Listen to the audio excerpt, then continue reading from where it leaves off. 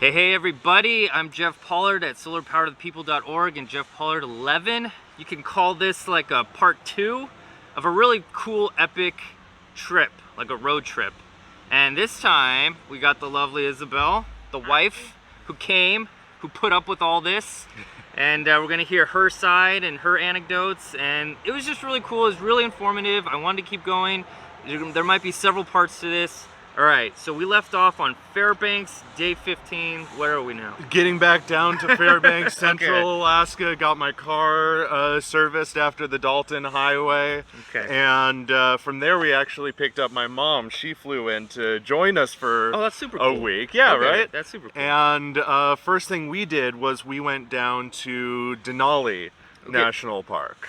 So real quick though, for all those who just want to watch several parts or not in order, they went on a really epic road trip, and it started here in Southern California, and then they worked their way up to Alaska, through Canada, all the way back down to the East Coast. Correct me if I'm wrong with anything. All and good. Then the borders of Mexico and the U.S. and stuff. And there's just biggest huge loop you could do in North America, 22,000 miles. We're about a quarter of the way into it after hitting the Arctic Ocean and heading back down towards the northern part of the Pacific. Cool. So yes, we're on day 16 of like a 61-day road trip. Yep, okay, yep. Cool. All right. Sorry. And yeah, so we got ourselves to Denali National Park, which is, Denali Peak is the highest point in North America. It's Really? the tallest peak. It's over 20,000 feet. It's two Mount Baldies stacked on top of each other. So Mount Whitney is the tallest in the U.S. West Coast. I don't know. I don't even know if you know, but that's the I think tallest. it's certainly the tallest in California. Yeah. And I think somewhere in Colorado might be the tallest That makes in more the. sense. Yeah. But don't quite quote me on that. Okay. But I can California. absolutely Got tell it, you, got it. North America, it is Mount Denali. Okay. Actually, the mountain of Mount Denali itself is bigger than Everest. Huh. It just starts at a lower elevation. Everest starts at a much higher elevation, so it's actually a shorter mountain altogether. But because Denali only starts at 2,000 feet and goes all the way up above 20,000, it's a monster. There's nothing like it. And the name itself actually means the Great One. Yeah, it used to be called Mount McKinley, which had very little to do with the region. Okay. And so they actually, brought back the indigenous name, Denali, the Great One. And it's part of a national park that's actually the size of Massachusetts.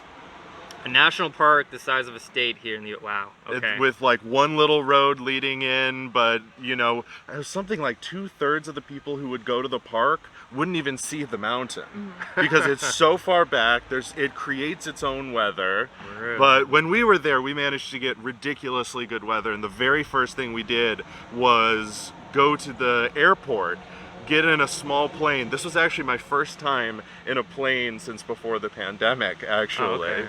And it was a smaller one, like a rickety, like a 10-seater Indiana maybe. Jones. Oh yeah. Like, all right, Climbed up to 12,000 feet, went across the ridge line of the huge mountains, saw the Great One, went our way around it. I mean, you saw climbers on these mountains that, I couldn't even consider them ants. They were, it was like the leg of an ant. So kind of thing. But the visibility was good enough to see the gorgeous. climbers. It was legendary. And honestly. it's one of those mountains you can actually circle around. On a plane. For the most part, on a plane, yeah. Yeah, I mean, you get climbers, God bless them. Yeah. But we took the easy way up. Sure. It's nice to get that bird's eye view because this is the same view you get on a topographic map.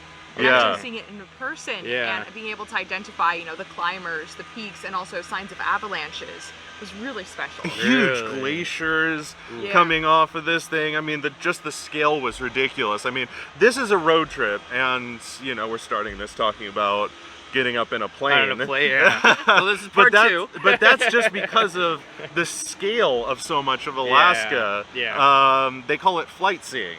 Yes. Up there, because that's just kind of how you get to see the scale of it. Like, you can only do so much by road. This is your own, like, that. I mean, that's a separate excursion, you know what I mean? That's So, like, when your goal is just to circle around the northern, America, it's like, you can only have so much time. But, like, you can't not see, North America's highest point which is, I mean, that mountain gets bigger every time we have an earthquake here too.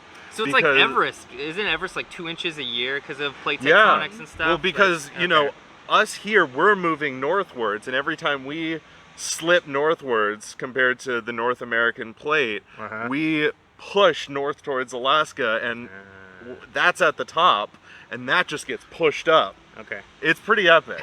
It's pretty epic. And a lot of the things on the trip that we did weren't just the road trip experience you might get of just being in the car and going to pit stops, seeing cool things along the way, but it was to get a better understanding of the continent that we live on. I like that. Yeah. I like that. Because, like, when you mentioned that this is, you know, the national park's the size of Massachusetts, I mean, that alone gives you the scale of Alaska itself, you know. Yeah. Because remind you, we kind of talked about it last time, where it's like you look at a map and you're just going, okay, but these aren't to scale, and it's fun to see, like... You usually see, like, Alaska in the corner next to, like, Mexico or something, next to Hawaii, and that doesn't say anything. Yeah. Or the state map in elementary school, it's like the kids don't have the right impression. You're like, no, it's huge. Sure. Cool. All right, so you did that.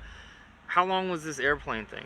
Like, if somebody wanted to do the probably tour, it was about an hour Okay. or so. It was really short. It was ridiculously worth it, especially if there was good weather. It's the best way to see the mountain. Sure. Because we're used to national parks here with, you know, extensive road systems. You can get at least within a hiking distance of anything you want to see.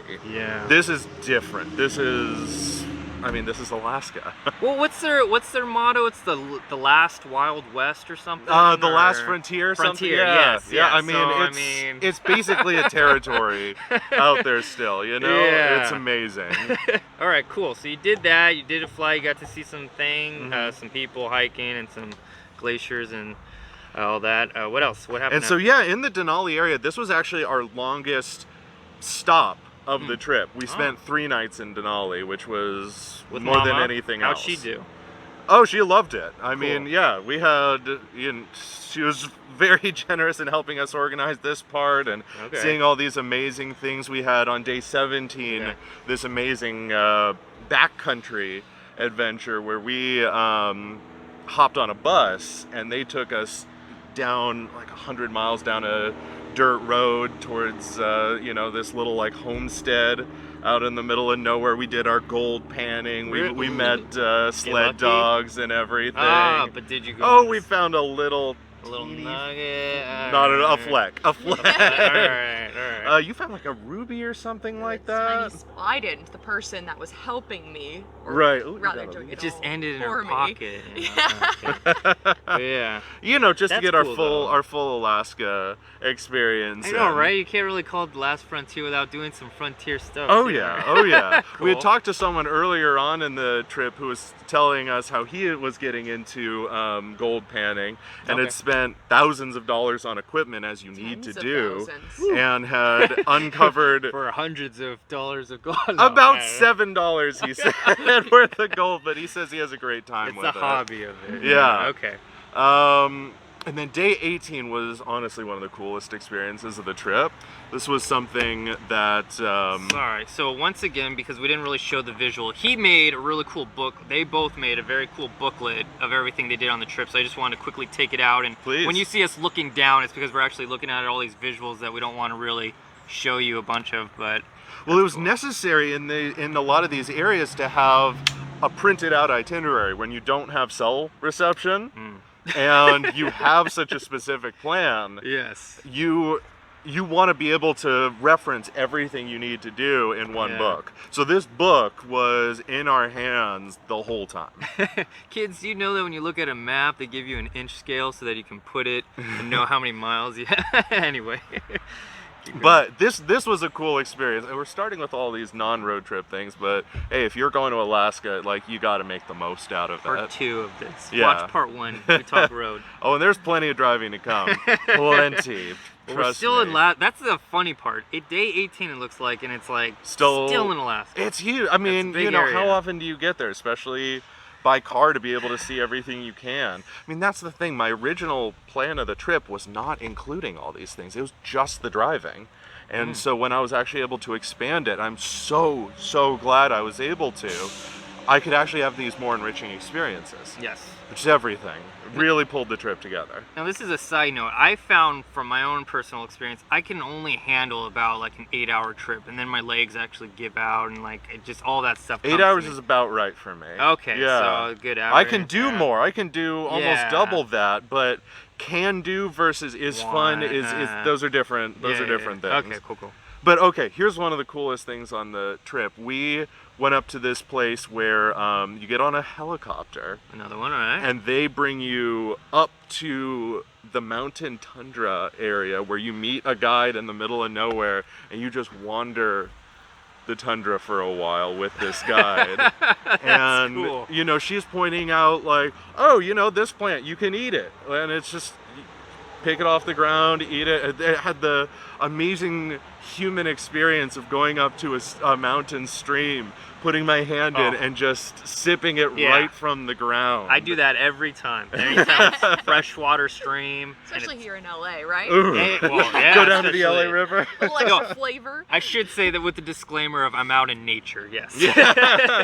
Not the concrete jungle. But that's cool. A native, so what kind of foods were you eating? Do you remember? Like a mushroom? Oh, fireweed. It was one of them. There was, I mean, just all sorts of, I didn't even know half this stuff, but like, it was like, hey, that tastes good, you know? Yeah. And we were seeing like these amazing like geode pieces up there, like stuff that you would see for like $50 in a rock shop, just on the ground up there from the subduction. We got to the highest point during the hike as well. You were able to Not at the top of Denali, the highest point in the area. Oh gosh, but just in that tundra area. I forget the exact name of it, but it's known for being a high point. And we were looking down at the valleys beneath us, and there were rivers, and all of a sudden Adam found something. He found this interesting piece of bone, and actually turned out to be a fish skull.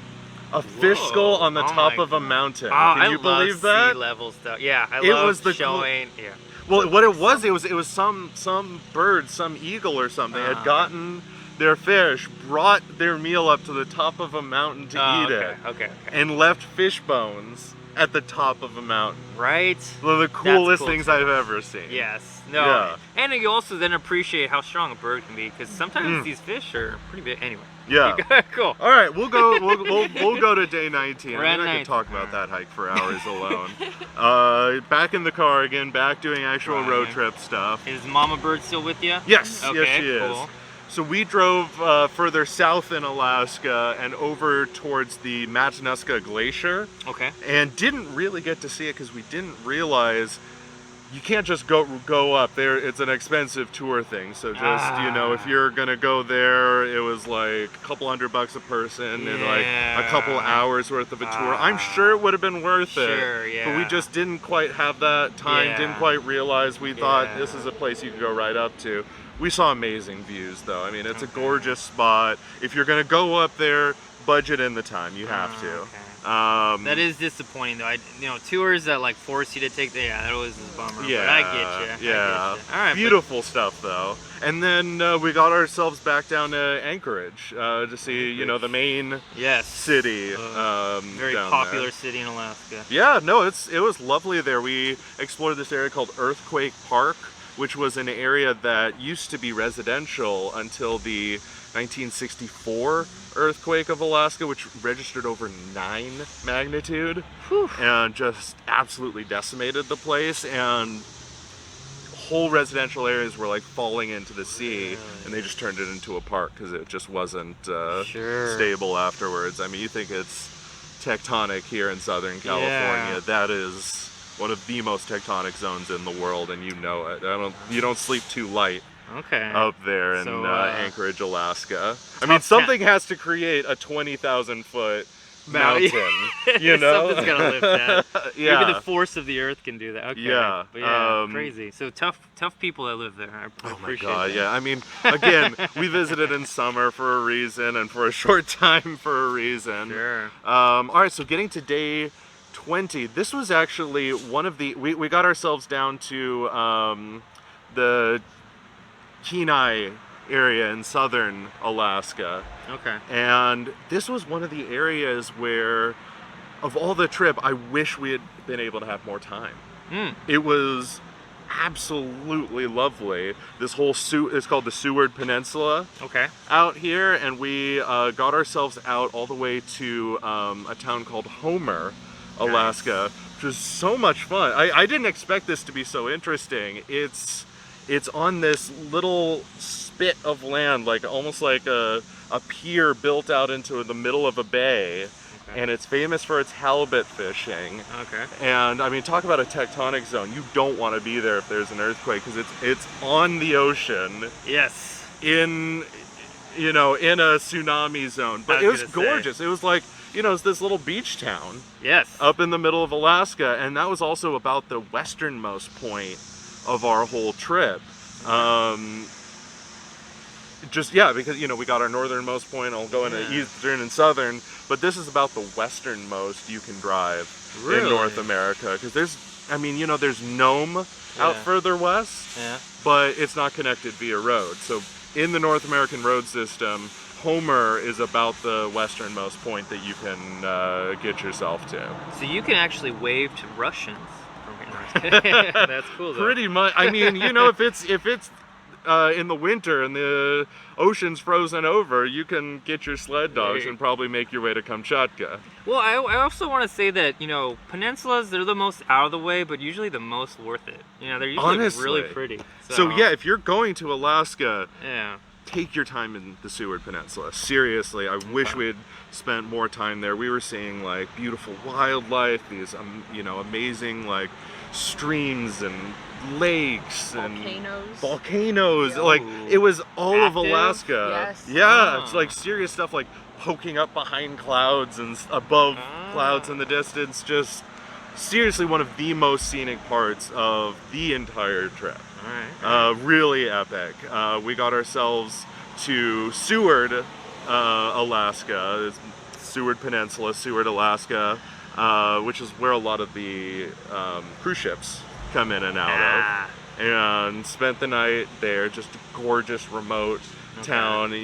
People don't even take their keys out of their car there. Kind of place. I could see that. Yeah. It's safe. Yeah, it's just beautiful too. Just that whole area. I mean, I can't say enough about it. Cool. But day 21, we wake up in Seward, and again we leave the car behind and get ourselves on a boat, going all around the Kenai Fjords National Park area, which is pretty much only accessible by boat. So we just saw. We were treated to an amazing experience. It was so special. We saw herds of humpback whale. We saw tons of orcas. We were seeing puffins. Otters. A bunch of otters playing on the rocks. Baby otters. And towards the end of it too, we went right up against like a massive glacier going into the water, and we were seeing parts of it coming off and everything. And I gotta say, a lot of people were, this is so cool. And meanwhile, I'm like, oh my God, this is where the sea levels are going up. Right here, that we're watching it happen, getting a literal front row seat to the effects of global warming. Yeah, those reminders aren't cool. Yeah, so it was sobering, but oh my God, it was beautiful too. Right? Don't you hate like a beautiful mess? The beautiful end of the world. Yeah, you're like, another cool thing about the glaciers in Alaska is because they've been keeping such good track of how far they've receded over the years. So at many of them, you can actually either see where they were just a few years ago, or they have little signs so you can find the year you were born and trace it back, and it goes back quickly, just over the time of the Industrial Revolution. It's something. But what was fun, what they did was they fished out a big piece of glacier ice from the ocean there, broke it into bits, and served drinks on it. Oh, cool. With it. So, we got ourselves some glacier ice, we took it home, we had our alcoholic beverage. What do you mean you took it home? That it stayed solid? No, we just put it in a jar. It's liquid now, unless I put it in the freezer, it'll be glaciated again. But you have really tasty water. I mean, That is the crisp, good stuff right there. It. Absolutely. That's cool. But how they chipped away a small portion? Was it like big enough you grab with a net and a hoist thing? Yeah, they just net it out of the water. It's just, it's just floating there in the ocean, and they just ice pick it to bits, and you get your glacier cocktail. Say, I want that smooth sphere like you see in the fancy bars. Yeah, yeah. Cool. All right, that's awesome. Yeah, got ourselves back up to Anchorage after that, and what was the boat ride for that? Like, that was an time-wise. It was an 8-hour tour. They have some longer ones, some like 10-hour ones and stuff too, but like 8 hours. It went by like that, honestly. All right. Because there's just so much to see, and we were very lucky with the wildlife we got to see as well. Especially whales alone are worth humpback it. whales all feeding at once, like you would see the fish freaking out on top of the water, and then all of a sudden you would just see like 8 to a dozen like giant noses stick up out of the water, huge gaping maws, collecting them and going back down just to do it again a couple of minutes later. Oh my god. Yeah, I don't know so much about whales. I know dolphins circle around fish, get them all scared, and that's why you see them pop up. Because this is a whale's depth water, so it's to see them pop up, they're scared. Whales do it, but on a much bigger scale. That's crazy. Much bigger scale. And the whales actually teach each other different strategies for getting fish. Bet. Yeah. So they're smart. They've actually spotted this one whale that they've been able to identify based on her colorings, who will go to different groups of whales and actually teach them her strategies. Oh, I bet. Because they move amazing distances too. They summer up here in Alaska, but in the winter they're all the way down in Hawaii. Okay. And they go back and forth every year. It's amazing what they do. Really. Yeah. The distance to swim that? Jeez. Yeah, honestly, every year. Looks like we're getting close to Canada now. Yeah, day 22, we dropped my mom back off at the airport, get her to fly back, and we what was her goal with the trip? Like, what was her thing? Because it sounded like she came in for this part. Was it because she wanted to see Alaska? And that, okay, so didn't matter what, but that was the time. Okay, cool. Well, she didn't want to do the northern rough bits of the Dalton Highway with us. She had zero interest of doing that. I mean, understandably. Shout out to being the smart one. No, I'm just kidding.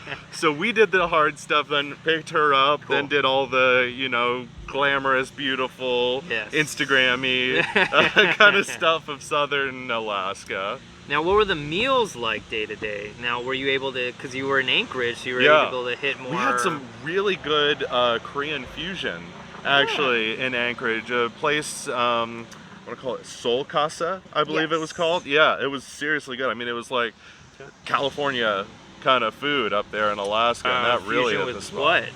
I mean, it was like, that Korean-Mexican fusion kind of thing that you would see here. Okay. Right, exactly. I think the chef had actually lived in California before, so that was great. Cool. I think also one of the biggest surprises of the trip is how much good food there is just around in places that you wouldn't expect.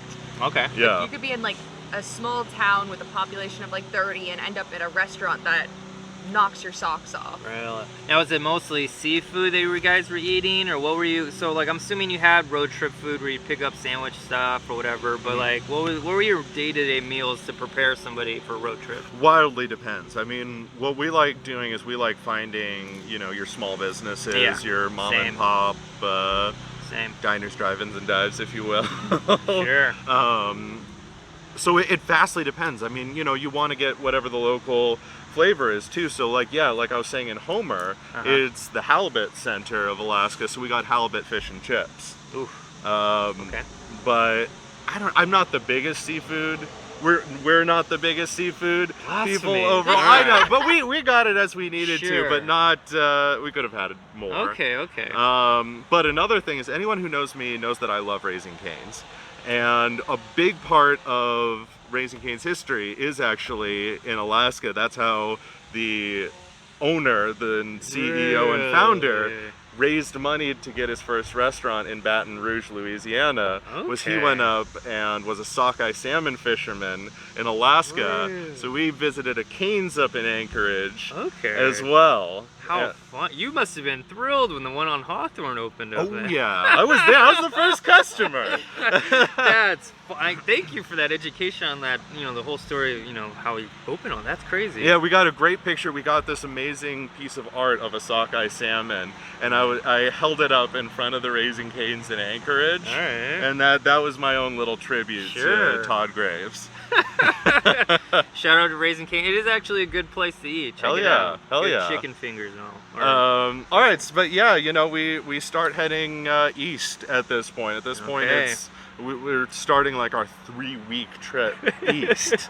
Mind you, we're doing a circumference here. So oh yeah. I mean, we're going from the westernmost point to the easternmost point yeah. All right. We end up in this tiny, almost border town called Tok, Alaska, in this lovely little B&B. Cool. This is a place where it's a town and it has a restaurant. Nice. So, some places you're finding your best option, some places you're finding the option. Right. Luckily, this ended up being pretty good. All right. You agree? Yeah. Yeah. Okay. Yeah, because we had no idea what to expect and no choices if we didn't like it, but we were plenty happy with what we got. Okay. And what did you get? Oh. Do you remember? Oh, spaghetti and meatballs, right? That's right. Yep, That's right. yep, At totally this hit the point, spot. We were Yep. also really full from the other food on the trip, so we ended up splitting this because we're like, this is simple. We can eat this. Yes. No, really, it's family style, so it's a big Italian. Right, That's what they're right. trying to say. No, okay. Okay, cool. We ate a lot. Day 23, July 1st now. We cross back into Canada. Actually, on Canada Day, we get back into Canada. Get ourselves back to Whitehorse, Yukon Territory. I keep saying that's one of the coolest towns I've ever been in. Like, I was liking Whitehorse more than I was liking a lot of Alaska. Okay. Frankly, it's just such a cool Canadian town up there. It's really hip. Still need to go. Oh, Yeah, I so heard California, Canada's just beautiful. So yeah. Oh yeah, this is. I mean, it's seriously gorgeous up here. And just working our way east. We had been to Whitehorse on the way up as well, so we were hitting up what we could. Okay. On the way back. Actually had remarkably little hassle getting back into Canada. Was expecting questions about, where are you going? Yeah. Not really wanting to say, I'm gonna visit your whole country. I'm gonna be everywhere. I'm gonna visit 12 out of 13 of your territories and provinces. Why? They were just like, when are you gonna be back in the States? Okay, good, have fun. I'm like, you don't know all I'm doing. That's awesome. So yeah, that was lucky to have that be pretty easy. All right, day 24. This is when I'd say the biggest thing went wrong over the trip. And before we get into the wrong, now we're moving quicker, but like, what are you seeing on the road? Now, we talked about rough terrain. Now, are we in smoother roads? Are we in more areas to stop? Less worries in terms of finding fuel or places to slumber or all that? We're still really remote. You're getting it's sparse boreal forest. Okay. Up here, it's gorgeous. Certainly between Tok, Alaska and Whitehorse is the roughest road I say that you'll have, because that's where you have all those frost heaves where the permafrost has melted under the road, so it has these dramatic grooves in it. And you see all sorts of stations where they're trying to mitigate this to not much avail. Are we in like black ice season at all? Thankfully, no. Okay. Yeah, we were all good weather. It's hoodie weather, I'd say. Okay, cool. All right, so what went wrong now? So ahead of us, the Alcan Highway, the road in and out of Alaska, totally washed out. Washed out. So what happens is, because these roads up here are just piles of dirt, long piles of dirt. They work as kind of dams across the area. Okay. So you get a bunch of water collecting on one side, and it has no outlet, so it flows through the dirt and ends up taking most of the sediment with it, and the road then collapses as it washes out. And it was a really intense winter in this region, so they got more snow than usual. So by the time spring and summer came, it melted. Now, is this poor engineering or is this brilliant engineering? Is this something they have to do? Do you know? It's a reality of in their being world. out there. And that's also one of the things. In this area, it is just kind of rougher. You have to kind of coexist with nature. You don't get to, like in a city, shape it to how you want. It's going to exist, and it doesn't care about what roads you put in or anything. So this was right near the border between Yukon Territory and British Columbia. Okay. Totally washed out. We were seeing if they could put some sort of fix, but then we were seeing pictures of just looked like a 50-foot just gap in the road, and it's just like, what can you do about that? So we had to abandon the itinerary, go back on the Cassiar Highway, which is how we got up, and we had no idea where we would stay that night. Luckily, we were able to cancel our hotel that we had planned, because that was out of our control. They understood, right? Thankfully, very thankfully. So we had to jump back down on the Cassiar Highway, which has basically no service, and just put in the hours, not knowing where we were going to stay. What was the backtrack time? Like, what was from realizing...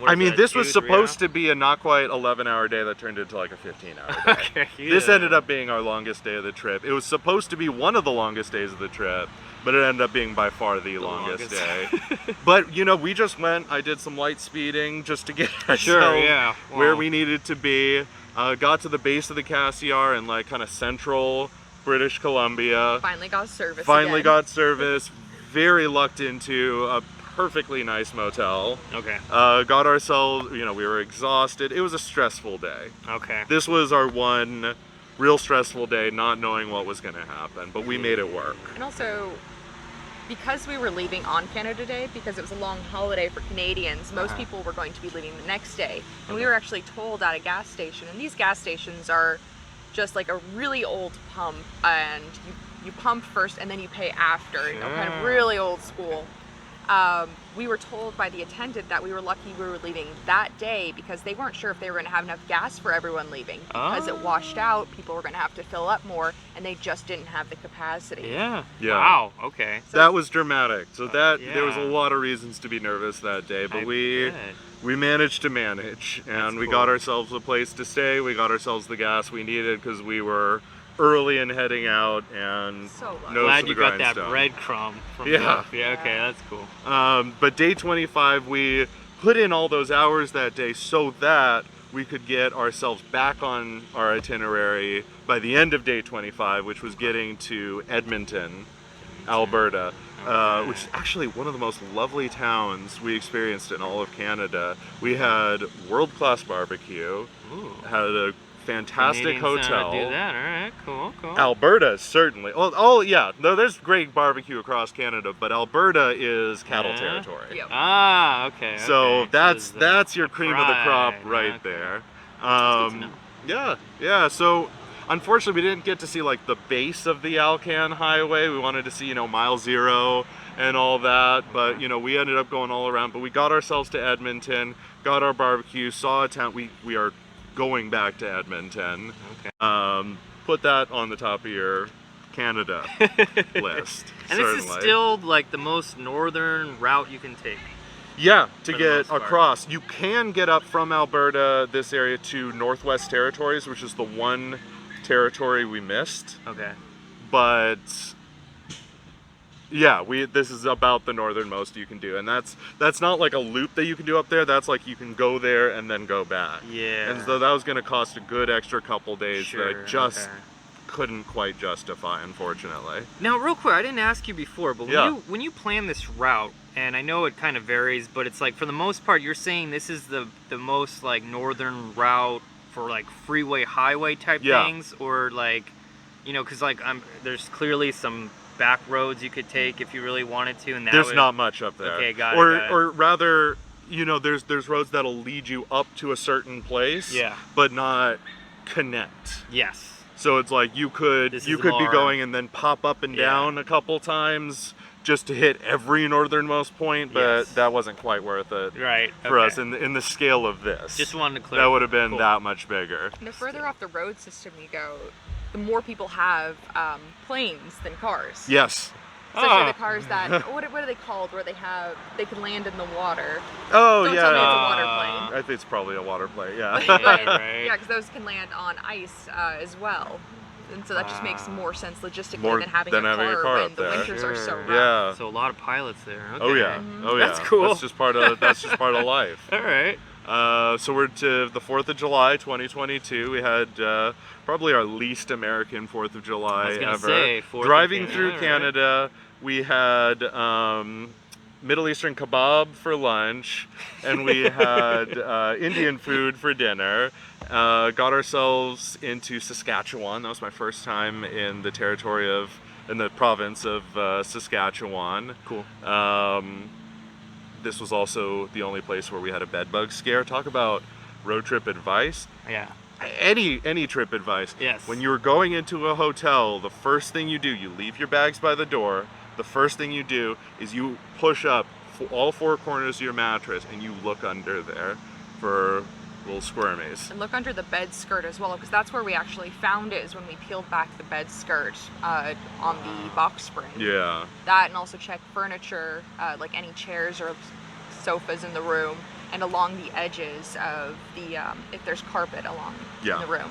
So I don't know if they say it anymore, but my parents used to say, "Good night, don't let the bed bugs bite," and you just like don't let them, because if you bring them home, you will have to throw away everything you own. Furniture, clothing. So we were very careful about this. This was the one place where we had a scare. Managed to find a different hotel, but that was scare. That was an intense okay, moment. so scare as in we found this place, you saw it, you're like, heck no, let's get out. All right. Yep. Yeah, because if one of those gets in your luggage, lives there until you get home, you're screwed. Okay. You're just screwed.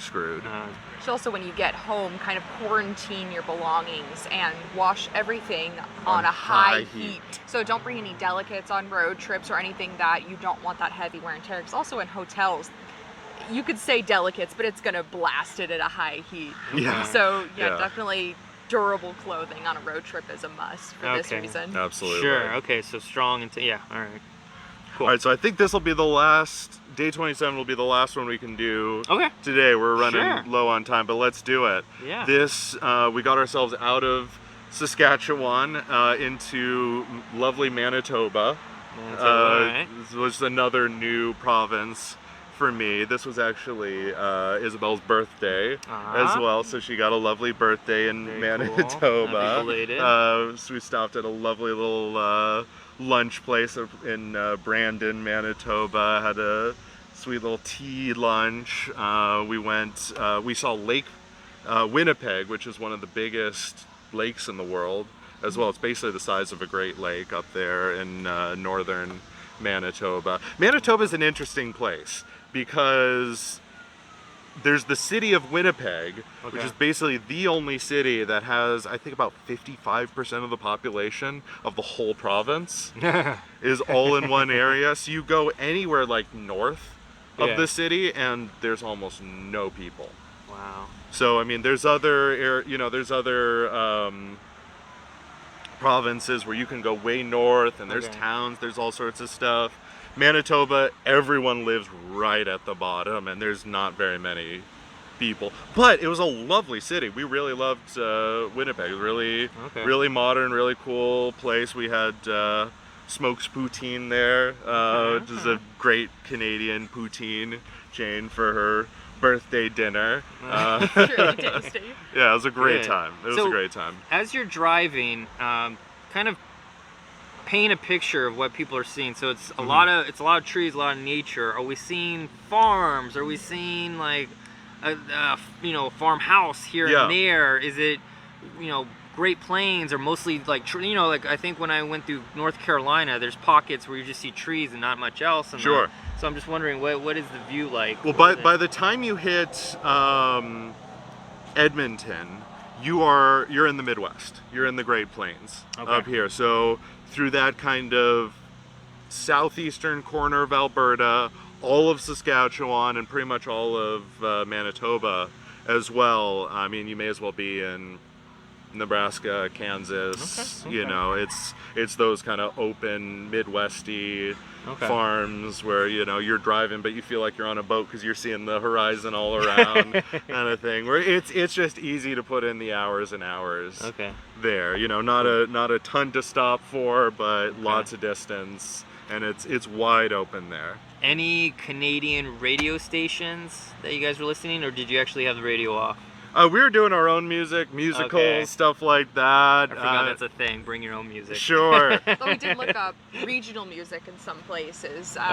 So we were finding a lot of like country from this region. It was really fun. Yeah. Really fun, like old school country rock and roll, talking about farms and how flat it is. I mean, it's like the border in this area is so arbitrary anyway. It's just a long straight line where, I mean, yeah, it's Midwest on both sides. Okay. When you're entering these provinces or such, do they do like kind of with our states clear like markers?